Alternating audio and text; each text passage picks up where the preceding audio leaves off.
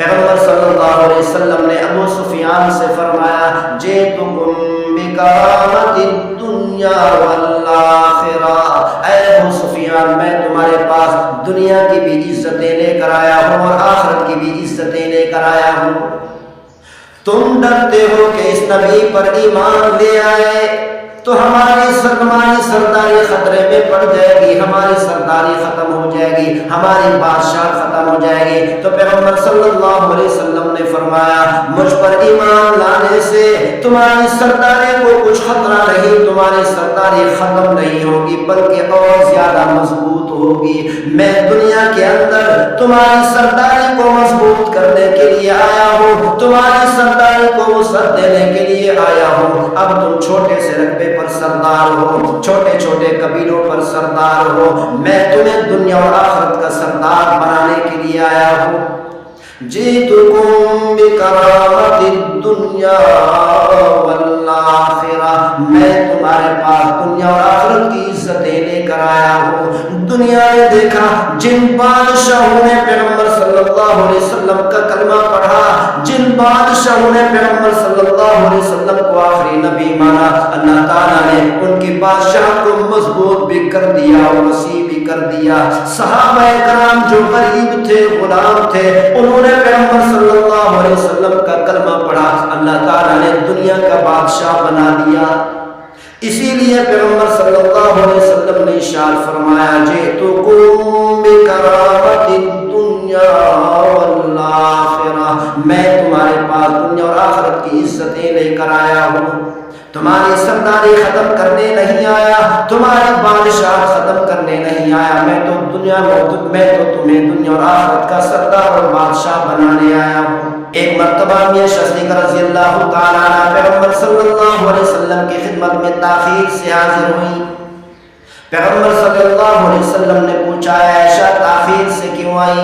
میاں شاہ صدیق رضی اللہ تعالیٰ عنہ نے عرض کی اے اللہ کے رسول، ایک نوجوان صحابی قرآن مجید فرقان حمید کی خوبصورت آواز میں تلاوت کر رہے تھے، اسی لیے سنتے سنتے تاخیر ہو گئی۔ پیغمبر صلی اللہ علیہ وسلم نے فرمایا مجھے بھی اس کے پاس لے چلو۔ پیغمبر صلی اللہ علیہ وسلم نے جا کر اس صحابی رضی اللہ تعالیٰ عنہ کی تلاوت سنی تو پیغمبر صلی اللہ علیہ وسلم نے کیا دیکھا کہ وہ سالم ابو حذیفہ رضی اللہ تعالیٰ عنہ کا بیٹا، ابو حذیفہ رضی اللہ تعالیٰ عنہ کا سابق غلام قرآن مجید فرقان حمید کی بڑی خوبصورت آواز میں تلاوت کر رہے ہیں۔ تو پیغمبر صلی اللہ علیہ وسلم نے ان کی تلاوت کو سنا تو پیغمبر صلی اللہ علیہ وسلم پکار اٹھے میں اللہ کا شکریہ ادا کرتا ہوں جس پروردگار نے میری امت میں آپ جیسے آدمی کو پیدا کر دیا۔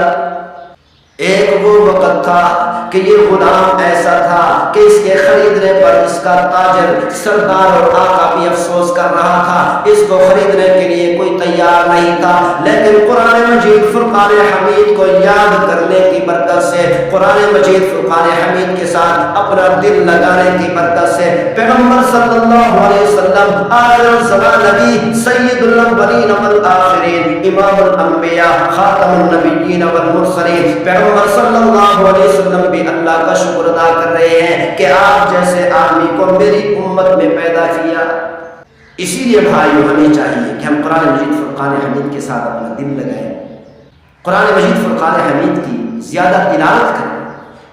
پیغمبر صلی اللہ علیہ وسلم نے ابو سفیان سے فرمایا جئتکم بکرامت الدنیا والآخرہ، اے ابو سفیان میں تمہارے پاس دنیا کی بھی عزتیں لے کر آیا ہوں اور آخرت کی بھی عزتیں لے کر آیا ہوں۔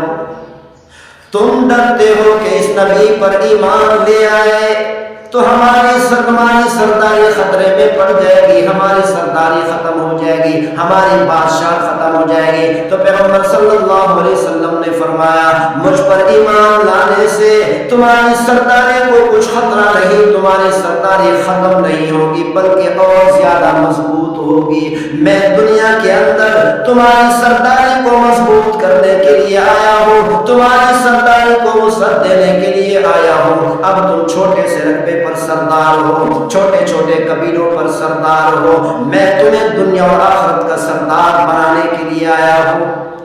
جئتکم بکرامت الدنیا والآخرہ، میں تمہارے پاس دنیا اور آخرت کی عزتیں لے کر آیا ہوں۔ دنیا نے دیکھا جن بادشاہوں نے پیغمبر صلی اللہ علیہ وسلم کا کلمہ پڑھا، جن بادشاہوں نے پیغمبر صلی اللہ علیہ وسلم کو آخری نبی مانا، اللہ تعالیٰ نے ان کی بادشاہ کو مضبوط بھی کر دیا اور وسیع بھی کر دیا۔